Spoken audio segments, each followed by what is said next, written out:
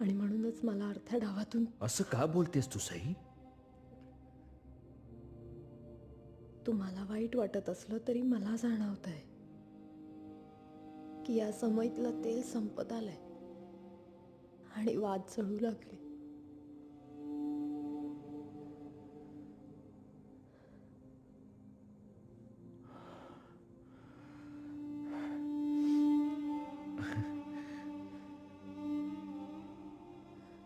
राजा राणी असूनही फक्त राजा राणीचा संसार कधीच नाही करता आला आपल्याला.